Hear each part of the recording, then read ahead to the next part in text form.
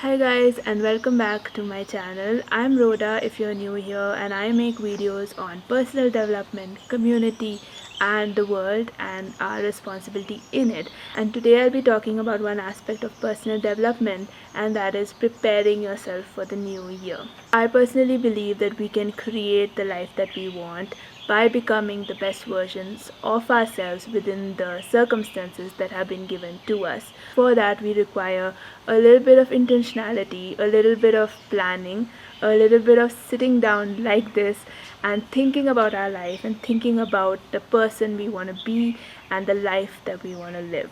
It's just the 29th of November as I'm sitting and filming this video, but I wanted to initiate this process of reflecting on 2021 from now itself, just because I know that I won't get like huge chunks of time to sit entirely and think about the past year, and I also won't get huge chunks of time to sit and plan for 2022. So I prefer doing it this way. I like to break it up into bits and pieces and spend some time reflecting, spend some time thinking, spend some time deciding on what is it that I expect from 2022 apart from what life's gonna give me. So I wanted to take you along on this journey with me, just in case you're also thinking about how to create the life that you want, how to become the person that you want to be. Hopefully this video gives you inspiration, hopefully this video gives you motivation, hopefully this video brings you closer to the person that you want to become,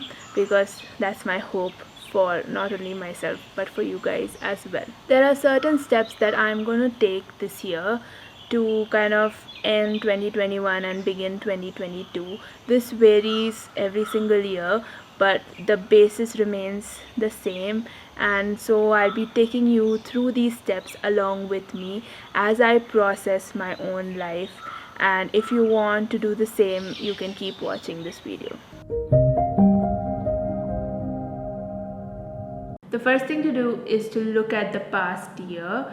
To move forward, you need to have a look a little bit at the back just to see that you are moving in the right direction. Having that reflection time, thinking about the last 12 months, thinking about how it went, what were the lessons learned, what was good, what didn't go so well, is really important for your journey to be ready for 2022, to be ready for the next year. One of the ways you can do that is to look at each month of 2021 and reflect on the wins of the month or the highlights of the month or the lessons of the month. Or you can do what I usually do. I have a running list of highlights of the year, and as and when something big happens in my life, something that I'm happy about, something that I'm excited about, something that I consider a win, I put it down on the list so that by the end of the year I already have a list, because sometimes it's a little hard to recollect every single thing that happened, because 12 months is actually a long time even though it doesn't feel like it this year. You can either just sit down and write your heart out about 2021, about what you feel, how you felt, what you did, who you did it with. Or if you feel that you need some prompts, you can look online. There are a lot of resources which give you questions. One of the resources that I personally have used in the last year, in 2020, and I'm going to use this year as well, is the Best Year Journal. It's a digital as well as a physical journal done by the brand Intelligent Change. So that journal has a lot of question prompts that you can follow through and answer. Some of the quicker questions are: what are your top 5 happiest moments of the last year? What small things have you enjoyed doing the most in your day-to-day life? What did you do for the very first time in this year? What was your major highlight of this year? What was your major lesson of this year? And then they go a little bit deeper and ask you questions like, what are you the most grateful for? They also ask the question, what were your most magical moments, and what were the steps that you've taken in the past year to maximize your well-being? How have you moved closer to your life goal? Who supported you and when and how, and what have you achieved professionally as well? These are just some of the prompts that they have given. There might be many prompts that you will find online. The point is to just take that step back to look at your life take that pause that you need to reflect on your life, to think about what you've learned, to be grateful for all that happened in the last 12 months, because sometimes we don't take that time to be grateful. I personally have decided not to spend much time doing this part of my preparation for 2022, just because I have the tendency to kind of go really deep into reflection and marinate myself in it and get lost in it. And I am someone who processes a lot as things happen anyway. So I don't think I need to personally go through that whole process. This time I want to focus on my future. This time I want to be prepared for 2022 in a way that I haven't been prepared before. And so for that, I'm not skipping this part, but I'm going to give very little time for this particular step in my process of preparation for 2022. The next thing that you need to do is to create a vision for your life, to think about what exactly it is that you want from 2022. How do you want to feel in the next year? What do you want to accomplish in the next year? Is there anything specific that you want to do in the next year? And that vision becomes the basis for your entire year. One of the best ways to do this is to create a theme for your life in 2022. I know a lot of you might be choosing words for the new year, words like peace or tranquility or love, just something that brings your focus and attention to one aspect of your life that you want to develop, and that overarches the entire year. That's something that I did last year as well, and I chose the word razor sharp. That word became my theme for 2021 because I knew that I wanted to not lose my edge in 2021, that I wanted to be razor sharp in every single thing that I did. I wanted to be focused, I wanted to be diligent, I wanted to do everything with all my heart and with a lot of precision, and therefore I chose that theme, and that became my priority for 2021. It was very useful because no matter what came my way, no matter what opportunities, what disappointments, what experiences, I just knew that I wanted to be razor sharp, and that's what I did. So, if there's something that you want as your theme for 2022, think about that, reflect on that, find that word that you would wish to pursue in 2022, and use that as the basis for whatever you do. And you don't need to hold on to that word for the rest of the year. You can always reevaluate it and think about another word if you feel that that is not the most appropriate word for you. It's not set in stone, but it does become very important if you want to create the life that you want, because once you have something to focus on, you can push all your energy in that direction. Once you have your word for the year or your theme for the year or your focus for the year, you start putting that theme into various aspects of your life. I think it's essential to put down what are the different areas of your life that you want to focus on in this year, and then see how that theme translates into those areas. It's a little vague if you just have a theme and don't actually translate it into maybe your health or your professional life or your family life, because it's just like a vague notion in the air and it's really hard to translate into what it means practically. Some of the areas of my life this year that I want to focus on are my health, my spiritual life, my professional life, love, family and friends, contributing or giving back, self growth, and my finances. I've often heard people say that there are different areas of your life and you need to give equal contribution to each of these areas in order to live a successful life.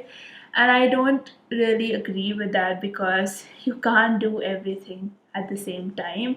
So I believe that at different phases of our life, there are different areas that are more prominent. When you are single, your career might be more prominent or your friends might be more prominent. But when you are a new parent, obviously your family gains precedence over everything else. And so I don't think that you can give equally to every area of your life. I think as long as you manage every area of your life in a way by not excluding it, I think that is a successful way of living. Don't eliminate family, don't eliminate friends, don't eliminate self growth, but do at least a little bit of everything, and then focus on what this year your priority is. Again, it doesn't have to be your priority for the entire year. You can evaluate it monthly or quarterly and see whether it needs to be changed depending on your situation or depending on where you're at in your life. The next step is to prepare a plan of action. Once you know your vision for the year, once you put down all the areas of your life where you want to apply that vision, you need to strategize and think about how you're going to achieve those goals, what those goals actually are, and make a plan basically. One of the best ways to do this is to divide your year into smaller chunks. A year is too long a time frame, so it's always better to divide it into chunks, whether it is weekly or monthly or quarterly even. Divide your goals into these time periods and make goals for those time periods instead of making a goal for the entire year, because you're not going to be able to evaluate yourself and see whether you're on the right track if you give yourself the entire 12 months. Even if it's a goal that needs the entire 12 months, you can break it down into smaller parts. In the first quarter, I'm going to achieve this, in the second quarter, I'm going to do this, and then so on and so forth, so that at the end of each of these time periods, you can evaluate yourself, you can do a check in with yourself to see how much have you achieved. Having these deadlines ensures that you make yourself accountable. It also ensures that you are living your day to day life in the service of your long term goals. We need to ensure that we are doing small things every single day to ensure that we reach our goals for the year. This is one area that I think I personally have also struggled with in the past, where I go into the year with an intention. I set my theme, my vision for the year. I even set my goals for the year. But then those goals don't carry me through the entire year. They probably last maybe the first 3 months or the first 6 months at the most. And then I find myself kind of getting lost. And in those circumstances, until I realize for myself that I've actually gotten a little bit misdirected, I then have to check myself and redirect myself in my goals. But sometimes in that process, I wasted a lot of time. And so this time I've decided that in addition to strategizing or planning for my year and planning for smaller chunks of my year, I'm also going to do monthly reviews and quarterly check ins with myself. What that means is every month end, I'm going to sit down and look at the goals I had made for that month and see what went well, what didn't go so well, where I need to improve myself, whether I need to readjust some things based on where my life is at. And the quarterly review or quarterly check in is again going to be a much larger exercise where I'm going to again reflect on my theme as a whole, as well, my vision as a whole, as well, to see whether I need to redirect myself in some way or is there a major change that I need to do. I'm going to treat my life as a business and have these quarterly check ins and monthly reviews so that I don't lose track of what I'm setting out to do. I strongly believe that if I'm not doing my part well, I'm not living my best life. I'm not living the life that I was meant to live. And that's the same for each and every one of you. My hope this year is that all of us together realize our fullest potential, realize who we can actually be if we put in that intentionality, put in that focus into our lives, into the things that really truly matter to us, and don't waste our time or energy doing the things that eventually don't really matter.